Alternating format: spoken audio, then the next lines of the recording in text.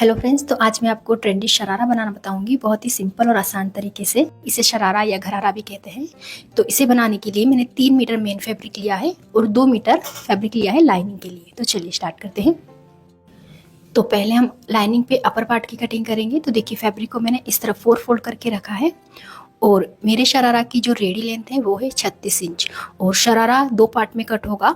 तो upper part की length मैंने रखी है 18 इंच और लोअर पार्ट यानी फ्रिल की लेंथ भी रखी है मैंने 18 इंच। तो इस तरह 36 इंच मेरे शरारा की लेंथ है। अब देखिए, सबसे पहले ऊपर 2 इंच पे निशान लगाएंगे बेल्ट के लिए। तो 2 इंच ऊपर से फोल्ड होगा इलास्टिक के लिए। अब इस लाइन को स्ट्रेट कर लेंगे। अब इस लाइन को छोड़ के अपर पार्ट की लेंथ ले रही हूँ मैं 18 इंच प्लस इसमें 21 सिलाई मार्जिन, यानी टोटल 19 इंच में अपर पार्ट की लेंथ ले रही हूँ। तो नॉर्मली हमें 17 से 18 इंच तक ही अपर पार्ट की लेंथ लेनी है बड़ी साइज में।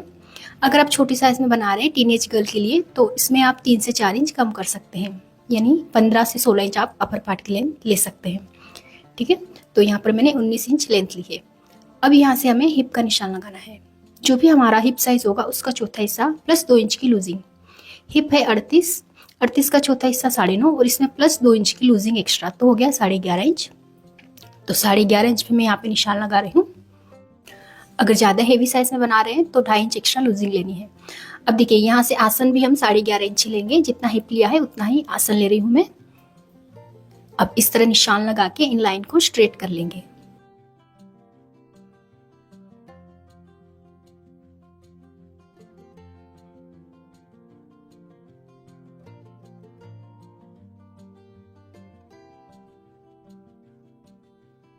अब यहाँ आगे से 2 इंच बढ़ाएंगे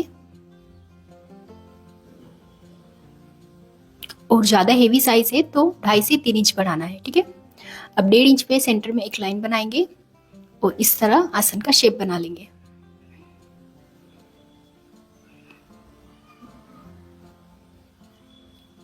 अब देखिए, यहाँ से हम इसे मेजर करेंगे ये कितना आ रहा है। तो देखिए, ये आ रहा है 13.5 इंच। तो नीचे हम 1.5 इंच कम लेंगे, तो नीचे 12 इंच में निशान लगाएंगे।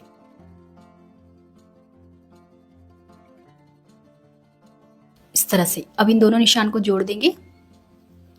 अब इसी मार्किंग पे कटिंग कर लेंगे। तो ये देखिए, मैंने कटिंग कर ली है। अब हम मेन फैब्रिक पे कटिंग करेंगे अपर पार्ट की। तो यहाँ पर देखिए, मेन फैब्रिक को भी मैंने इस तरह से 4 फोल्ड करके रखा है। ये ओपन साइड है और ये फोल्डेड साइड है। अब लाइनिंग को मेन फैब्रिक पर रखेंगे बराबर और इसी शेप में इसकी कटिंग कर लेंगे। तो ये देखिए, कटिंग कर ली है मैंने। अब हम लोअर पार्ट यानी फ्रिल की कटिंग करेंगे। तो यहाँ पर देखिए, फ्रिल के लिए मैंने यहाँ पे फैब्रिक के 2 पीस लिए हैं। फ्रिल की लेंथ है मेरी 18 इंच प्लस इसमें 1 इंच सिलाई मार्जिन, तो 19 इंच मैंने फ्रिल की लेंथ ली है। और यहाँ से फ्रिल की जो चौड़ाई है वो रखी है मैंने 50 इंच। ठीक है, अगर आपको घेर ज्यादा रखना है तो आप 1.5 मीटर जितनी इसकी लंबाई रख सकते हैं। तो कटिंग कंप्लीट हो गई है। अब हम इसकी स्टिचिंग करेंगे। तो पहले हम इसकी फ्रिल रेडी करेंगे। तो बॉटम में हम ये लेस अटैच करेंगे। तो देखिए, ये फैब्रिक की रोंग साइड है। रोंग साइड पर हमें लेस को इस तरह सीधा रखना है और आगे की तरफ लेस को एक्स्ट्रा रखना है थोड़ा सा। और अब हम इस लेस को स्टिच करेंगे।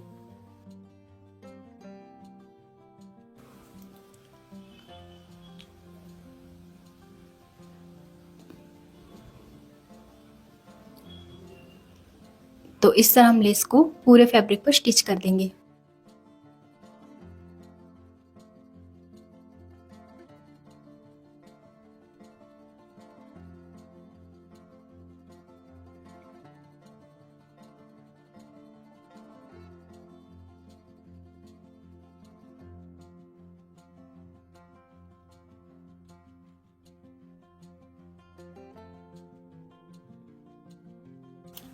अब फैब्रिक को सीधा करेंगे और लेस को इस तरह सीधी साइड फोल्ड करेंगे। ये देखिए, इस तरह से। अब यहाँ किनार से लेस को स्टिच कर लेंगे।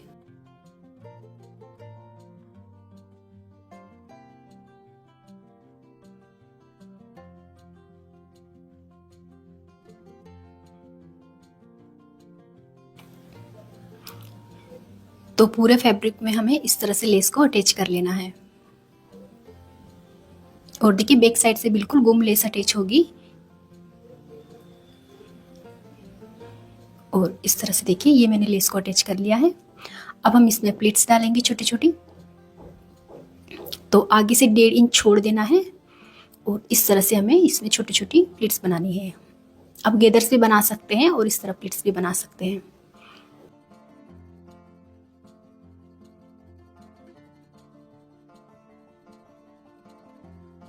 तो इस तरह छोटी छोटी प्लीट्स बना के हमें इसे अपर पार्ट के बराबर कर लेना है।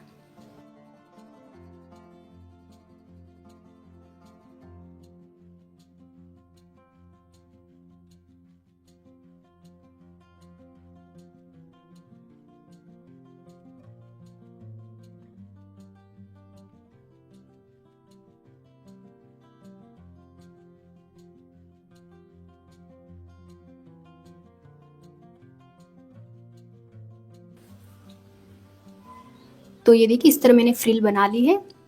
और अब देखिए फ्रिल में भी मैं लाइनिंग अटैच करूंगी।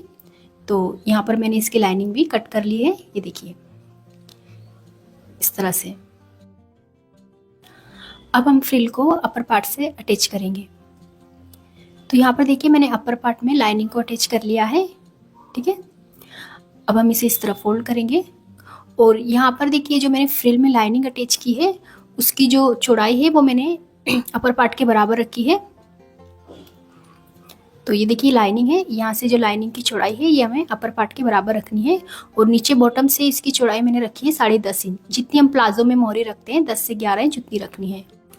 अब हम अपर पार्ट लेंगे, इसके ऊपर हम फ्रिल को रखेंगे, दोनों पार्ट की सीधी साइड मैच करते हुए रखेंगे इस तरह से। और इसके ऊपर हम लाइनिंग को रखेंगे। अब तीनों पार्ट को बराबर मिला के यहाँ से हम सीधा स्टिच कर लेंगे।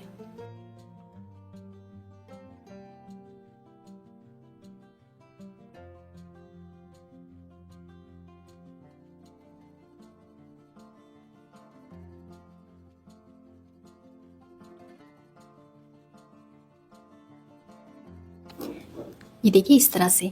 और लाइनिंग को भी मैंने बॉटम से डबल फोल्ड करके स्टिच कर लिया है।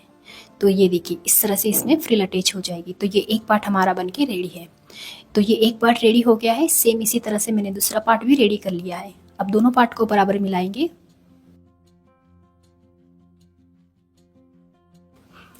दोनों पार्ट की सीधी साइड मैच करते हुए रखेंगे और दोनों आसन को स्टिच कर लेंगे। तो देखिए दोनों आसन मैंने स्टिच कर लिए हैं इस तरह से। अब दोनों आसन को सेंटर से बराबर मिलाएंगे इस तरह से। और अब हम अंदर की तरफ सिलाई लगाएंगे और ऊपर इलास्टिक लगा लेंगे। तो देखिए सेंटर से इसे सिलना स्टार्ट करेंगे। अब देखिए यहाँ अपर पार्ट तक हम इसे साथ में स्टिच करेंगे। और अब यहाँ फ्रिल से हम दोनों फैब्रिक को अलग अलग स्टिच करेंगे। तो पहले मेन फैब्रिक के दोनों पार्ट को मिला के स्टिच कर लेंगे नीचे बॉटम तक।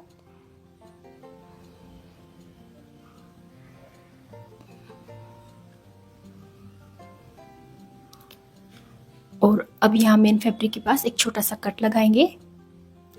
और अब लाइनिंग के भी दोनों पार्ट को बराबर मिलाकर नीचे बॉटम तक स्टिच करेंगे।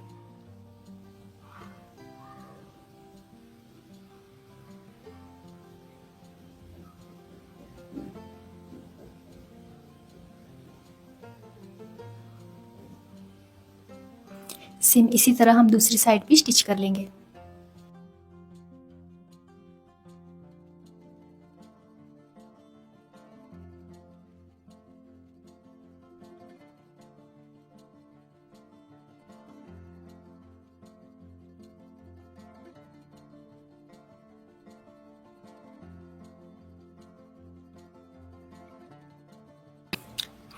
तो ये देखिए इस तरह से मैंने सिलाई लगा ली है। और नीचे बॉटम से मेन फैब्रिक और लाइनिंग इस तरह अलग अलग रहेंगे।